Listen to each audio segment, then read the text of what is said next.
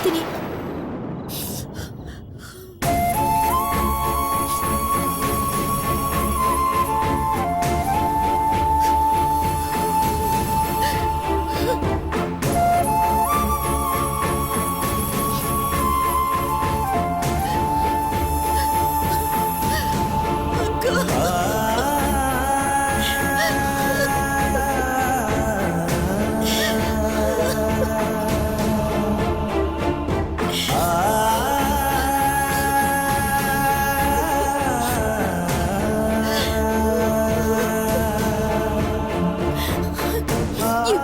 என்னடி பிரயோஜனம்? உன்னோட குழப்பத்தினால புரிஞ்சுக்க வேண்டிய மனுஷனை புரிஞ்சுக்காம எப்படி எல்லாம் கஷ்டப்படுத்தின. நீ என்னதான் கஷ்டத்தை கொடுத்தாலும் அவரு உன்னையே சுத்தி சுத்தி வந்தாரு. அப்பெல்லாம் அவரு உதாசீனப்படுத்திட்டு இப்ப அழுது என்னடி ஆக போகுது? அழு, நல்ல அழு. கண்ணீரை தவிர இப்போ உன்கிட்ட வேற என்ன இருக்கு? தப்பான புருஷனுக்கு வாழ்க்கப்பட்டவங்க அந்த புருஷனுக்கு கோவில் கட்டி கும்பிடுற இந்த உலகத்துல ஒரு உத்தம புருஷனா அமைஞ்சிருந்தோம். அவரை இந்த அளவுக்கு கஷ்டப்படுத்திருக்கமேன்னு அழுறத விட உனக்கு வேற வழி என்ன இருக்கு? உன்னோட சேர்ந்து அந்த நல்லவரை நாங்களும் கஷ்டப்படுத்திட்டமேன்னு நாங்களும் அழ வேண்டியதுதான். நான் மனுஷியே இல்லம்மா, நான் மனுஷியே இல்ல. என் புருஷனுக்கு எப்படிப்பட்ட ஒரு நல்ல மனசு, அவர் மனசை புரிஞ்சுக்காம நான் இந்த அளவுக்கு அவரை கஷ்டப்படுத்திட்டேனே. நான் அவரை விட்டு விலகி விலகி போனப்பல்ல அவர் ஏன் பின்னாடியே வந்தாரு. அவருக்கு என்ன தலை எழுத்தா? அவருக்கு என்ன அழகு இல்லையா, அறிவு இல்லையா, அந்தஸ்து இல்லையா? எல்லாம் இருந்தும் எந்த நேரமும் என்னையே சுத்தி சுத்தி தானே வந்தாரு. அவர் ஒரு புருஷனா இல்ல, ஒரு மனுஷனா கூட நான் மதிக்கலையே. என்னோட குருட்டுத்தனமான எண்ணத்துல என் மனம் போன போக்குல போய் யார் பேச்சையும் கேட்காம ஒரு நல்ல மனுஷனை இந்த அளவுக்கு காயப்படுத்திட்டேனே. ஆனா அவரு என்கிட்ட ஒரு நாள் கூட ஒரு வார்த்தை கூட அதிர்ந்து பேசினதே இல்ல. அந்த பாவி சுரேஷ் பண்ண சதியால ஹோட்டல் ரூம்ல வச்சு அவனையும் என்னையும் ஒன்னா பார்த்தப்ப கூட அவரால துளி அளவு கூட என்ன சந்தேகப்பட முடியலன்னா அவருக்கு எந்த அளவுக்கு நல்ல மனசு இருந்திருக்கும்.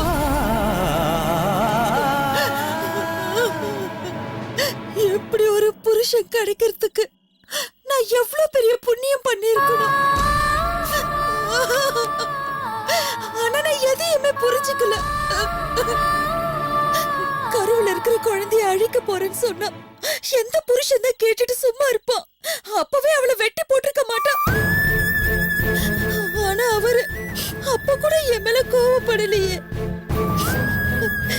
என்னோட முட்டாள்தனமான உணர்வை புரிஞ்சுக்கிட்டு மரியாதை கொடுத்து என் மனச நோகடிக்க கூடாதுன்னு, அதே நேரத்துல என் வயித்துல வளர குழந்தைய காப்பாத்துறோன்னு, என் வயித்துல வளர்றது பொம்பளை குழந்தை இல்ல ஆம்பளை குழந்தைதான்னு ஒரு சின்ன பொய் சொன்னாரு, அவ்வளவுதானே.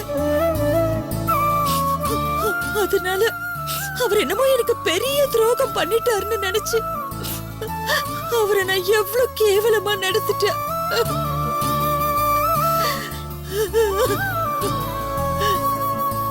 என் தகுதிக்கு மீறி எவ்வளவு பெரிய வாழ்க்கை எனக்கு அமைஞ்சது. எப்படிப்பட்ட நல்ல புருஷன் கிடைச்சிருக்காரு. ஆனா ஆனா நான் எதையுமே புரிஞ்சுக்கலையே.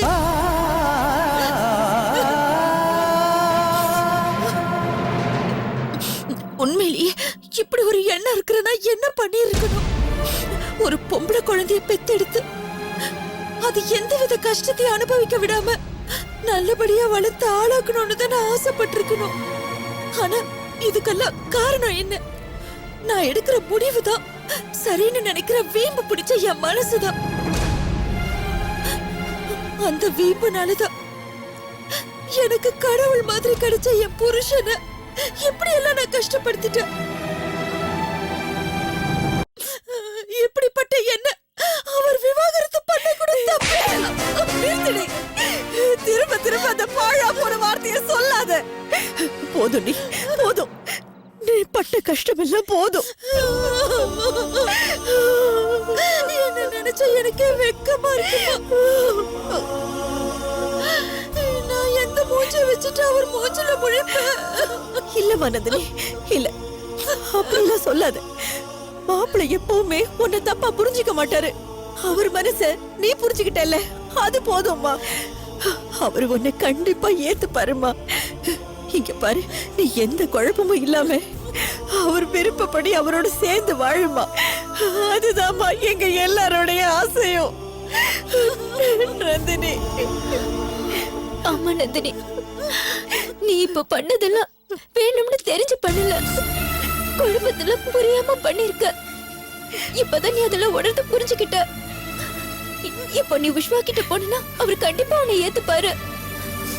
ஆனா இதுக்கப்புறம் விஸ்வா எடுக்கிற எந்த முடிவும் தான் உன் வாழ்க்கையை தீர்மானிக்கும். அதை மட்டும் நீ தெளிவா தெரிஞ்சுக்கோ. நாளைக்கு என் புருஷன் காலில் விழுந்து கதர்ன போல இருக்கு. அதுக்கப்புறம் அவர் கூட என்ன வாழ வச்சாலும் சரி, இல்ல அவர் கையால என்ன கொண்டாலும் சரி, அந்த சாவலையும் எனக்கு சந்தோஷம் தாமா மிஞ்சும். ஏண்டே இப்படி எல்லாம் பேசுற? மாப்பிள்ள உன் கூட சந்தோஷமா வாழத்தான் ஆசைப்படுவாரு. நாளைக்கு விடிய போறது பொழுது மட்டும் இல்ல, உன் வாழ்க்கையும் தான். நிம்மதியா இருமா.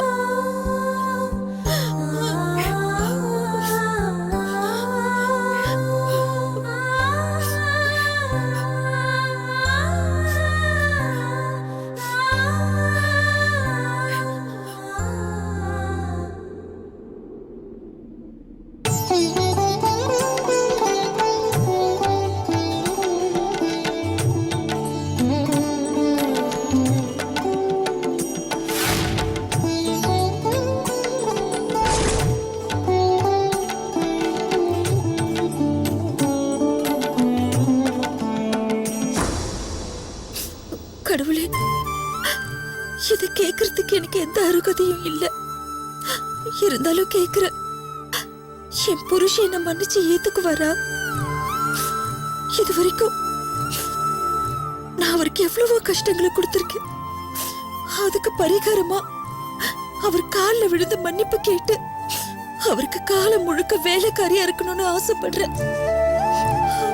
அவர் மனசு மாறி என்னை ஏத்துக்கணும். அதுக்கு நீதான் அருள் புரியணும்.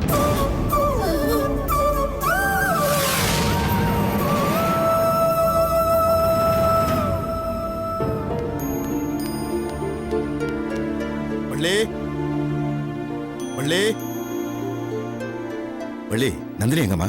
அவ குளிச்சு ரெடி ஆயிட்டு சாமி கும்பிட்டு இருக்காங்க. பக்கத்துல இருக்க பிள்ளையார் கோயில்ல போய் அவ பேர்ல ஒரு அர்ச்சனை பண்ணிட்டு வந்தேன். இனிமேலாவது அவ வாழ்க்கை நல்லா இருக்கட்டும்னு. என்ன பண்றது, அவ வாழ்க்கையில இப்படி எல்லாம் அனுபவிக்கணும்னு அவ தலையில எழுதி இருக்கு. இப்ப எதுக்குங்க அதை பத்தி எல்லாம் பேசிக்கிட்டு? அவதான் தான் தப்ப உணர்ந்து மனசு மாறி மாப்பிள்ள கால்ல விழுந்து மன்னிப்பு கேக்குறேன்னு சொல்லிட்டாளே. மாப்பிள்ள அவளை மன்னிச்சு ஏத்துக்கிட்டாலே போதுங்க. அம்மா, விஸ்வா கண்டிப்பா ஏத்துக்குவாருமா. நந்தினி அவர் மனசு முழுக்க நிறைஞ்சிருக்கா, எப்பவும் நிறைஞ்சிருப்பா. விஸ்வாவால நந்தினி விட்டு பிரிஞ்சிருக்கவே முடியாது. நீ சொல்றது உண்மைதாம்மா. நந்தினி மாப்பிள்ளைய சரியா புரிஞ்சுக்காம அவர் மனசு அனாவசியமா இத்தனை நாள நோக பண்ணிட்டு இருக்கா. அப்பா, இப்ப எதுக்குப்பா இதெல்லாம் பேசிக்கிட்டு? சரி சரி, இனிமேலாவது வாழ்க்கையில மாப்பிள்ளையோட சேர்ந்து நல்லபடியா சந்தோஷமா வாழணும். அதுக்கு கடவுள் அருள் புரிஞ்சா அது போதும். ஆமாப்பா, நம்மளும் கண்டிப்பா கடவுள்கிட்ட வேண்டிக்கலாம்.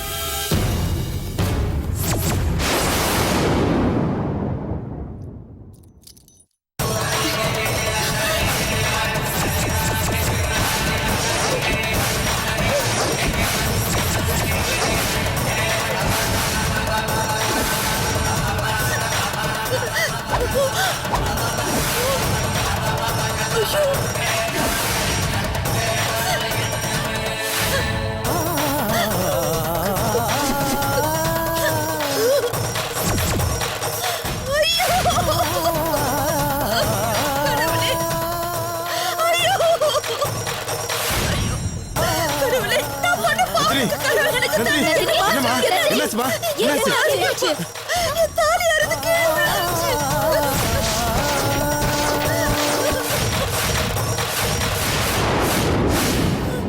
ஐயோ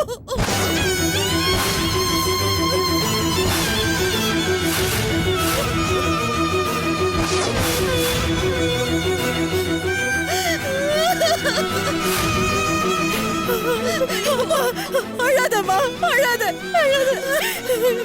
கடவுளே, கடவுளே, என் பொண்ணு தப்ப உணர்ந்து தான் புருஷன்கிட்ட மன்னிப்பு கேட்டு சேர்ந்து வாழணும்னு முடிவு பண்ணாளே, அதுக்குள்ள இப்படி பண்ணிட்டியேப்பா. அவர்கிட்ட நான் மன்னிப்பு கேட்க கூடாதுன்னு முடிவு பண்ணிதான் என் தாலியோட இப்படி விளையாடிட்டியா?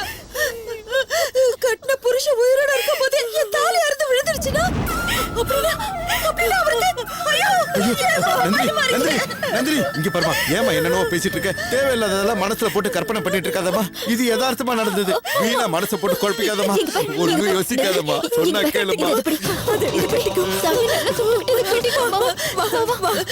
கடவுளே, என் புருஷனுக்கு எதுவும் ஆயிடக்கூடாது. நீங்க தான் அவரை காப்பாத்தணும்.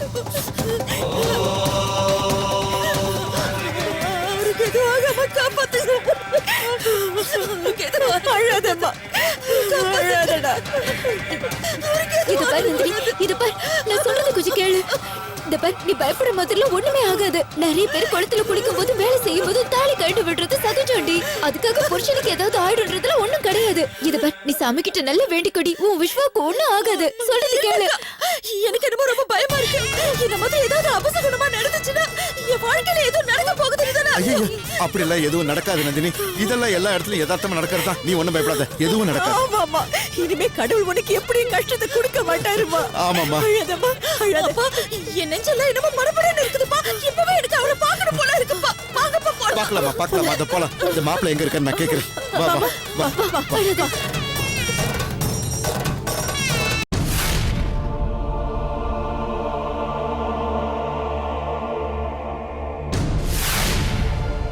திரும்ப திரும்ப சொல்றேன், கொஞ்சம் பொறுமையா இருங்கப்பா. அவசரப்பட வேணாம்ப்பா. டேய், என்னடா நான் இவ்வளவு தூரம் சொல்லிக்கிட்டு இருக்கேன், திரும்ப திரும்ப அதையே பேசிக்கிட்டு இருக்கேன். அப்பா, இதுல நான் எப்படி உங்களுக்கு சொல்லுவேன்? இதுல நிறைய விஷயம் மறைஞ்சிருக்குப்பா. உங்களுக்கு தெரியாதுப்பா. அப்பா என்னப்பா? இல்லம்மா, லைன் பிஸியா இருக்கு. யார்கிட்டயோ பேசிட்டு இருக்கார் போல இருக்கு. ஒரு 5 நிமிஷம் கழிச்சு மறுபடியும் ட்ரை பண்ணி பாக்குறேன். சரிப்பா.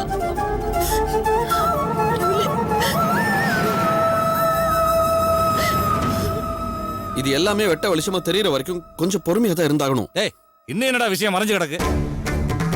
அதான் எல்லாம் வெட்ட வெளிச்சமாயிடுச்சு. நாங்களும் அவ குழந்தைய பெத்து காட்டட்டும் அப்படின்னு பொறுமையா தானே இருந்தோம். ஆனா எங்களை பொறுமையா இருக்க விடலையே. அடுத்தடுத்து அவளால வந்த பிரச்சனைனால தானே நாங்களும் அவளை டைவர்ஸ் பண்ணிட்டு கல்பனாவை கட்டிக்க சொன்னோம்.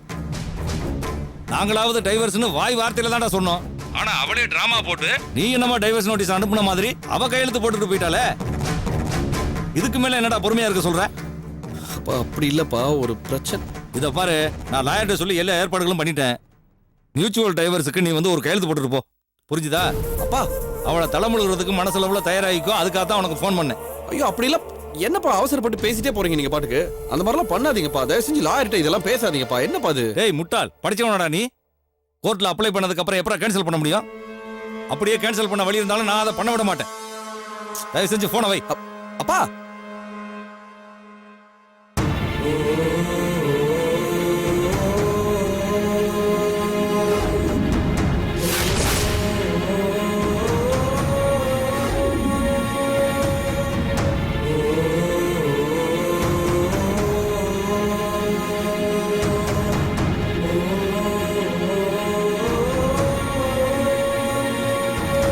பாத்துங்க.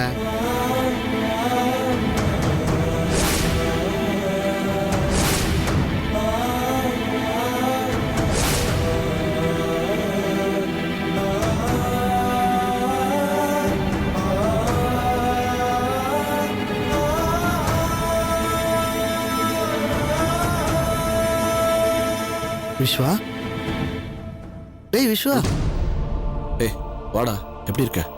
நான் இருக்கிறதெல்லாம் இருக்கட்டும். என்னடா உனக்கு முரளின்னு ஒரு ஃப்ரெண்டு இருக்காங்கிறதே மறந்துட்டியா? வாரம் சண்டே எனக்கு ஃபோன் பண்ணுவ, இப்போ அதுவும் இல்ல. என்ன மச்சான், என்ன ஆச்சு? ஒண்ணும் இல்லடா, கொஞ்சம் வேலை. என்னடா பெரிய வேலை? டேய் விஸ்வா, நீயும் நானும் இன்னைக்கு நேத்துக்கு பழகலடா.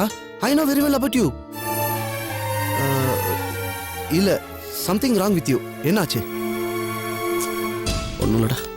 என்ன மச்சான், என்ன ஆச்சு? எதுனாலும் என்கிட்ட சொல்டா. யாருமே என்ன புரிஞ்சுக்க மாட்டேங்கிறாங்கடா. அப்பா அம்மாவும் புரிஞ்சுக்கல, பொண்டாட்டியும் புரிஞ்சுக்கல. என்ன சொல்றதுன்னே தெரியல. கஷ்டகாலம் வந்தா எங்கிருந்து வரும்னே தெரியாதுன்னு சொல்லுவாங்க. யாரோ நான் சைன் பண்ண மாதிரி சைன் பண்ணி அவளுக்கு ஒரு டிவோர்ஸ் நோட்டீஸ் அனுப்பிச்சிருக்காங்க. யார் அனுப்புனது என்ன ஒண்ணுமே தெரியல. அதை நான் கண்டுபிடிக்கிறதுக்குள்ள அவ உடனே நான் தான் அனுப்புனேன்னு கன்வின்ஸ் ஆகி அதுக்கு ஒரு கவுண்டரை சைன் பண்ணி டிவோர்ஸ் ஒத்துக்கிறேன்ற மாதிரி ஒரு நோட்டீஸ் எடுத்துட்டு வந்து எங்க அப்பா அம்மா கையில கொடுத்துட்டு போயிட்டா. என்ன மச்சான் சொல்ற? அவங்களாவது தீர விசாரிச்சாங்களான்னு அதுவும் இல்ல. அவளுக்கு அவ்வளவு இருந்தா நமக்கு எவ்வளவு இருக்கும்னு தைய தக்கன்னு குதிக்கிறாங்க. இந்த நிமிஷமே லாயர்கிட்ட வந்து மியூச்சுவல் சைன் பண்ணு, அடுத்த ஹியரிங்ல பிரிச்சு விட்டுருவோம், அது இதுன்னு கத்துறாங்க, டார்ச்சர் பண்றாங்க. எனக்கு யாருக்கு என்ன சொல்லி புரிய வைக்கிறது, எப்படி ஹேண்டில் பண்றது ஒண்ணுமே புரியலடா. வாழ்க்கை நரகமாயிடுச்சுடா. செத்து தொலைலாம் தோணுது. டேய் பைத்தியக்காரனாடா நீ. என்ன மச்சான், எனக்கு ஏதாவது ஒரு பிரச்சனைனாலே நானே உன்கிட்ட தானே வந்து அட்வைஸ் கேட்பேன். நீ என்னடான்னா செத்துலாம் அப்படி இப்படின்னு பெரிய பெரிய வார்த்தையெல்லாம் பேசிட்டு இருக்க. மச்சான், உனக்கு நான் சொல்லி தெரியணுங்கிற அவசியம் இல்ல. இங்க பாருடா, பிரச்சனை இல்லாத மனுஷன் யாருடா இந்த உலகத்துல? அதை பார்த்துட்டு எல்லாரும் சாகுறேன் சொன்னா இந்த உலகத்துல யாருமே உயிரோட வாழ முடியாது மச்சான். டேய் தயவு செஞ்சு நம்பிக்கை இழந்துடாதடா ப்ளீஸ். இப்ப சொல்றேன், நல்லா கேட்டுக்கோ. கண்டிப்பா நீயும் நந்தினி பிரியவே மாட்டீங்க. மறுபடியும் சொல்றேன் மச்சான், உனக்கு நான் சொல்லி தெரியணுங்கிற அவசியம் இல்ல. சில பிரச்சனைகள் 2-3 நாள்ல தீந்துரும். சில பிரச்சனைகள் தீரத்துக்கு சில நாள் ஆகும். தீராத பிரச்சனைன்னு எதுவுமே இல்ல மச்சான்.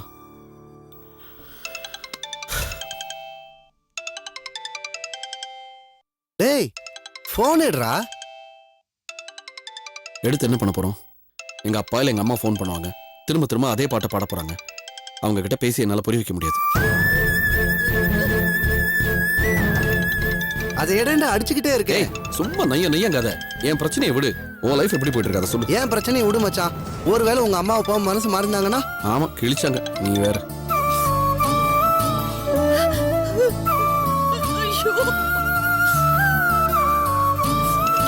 போடா நீயும். என்னடா பண்ற? நான் பேசிக்கிறேன். டேய் இவரு என்ன கேட்டாங்கன்னா பெரியவன் மாதிரி வந்து போனை கொடுக்காத, வேலையா இருக்கேன்னு சொல்லு.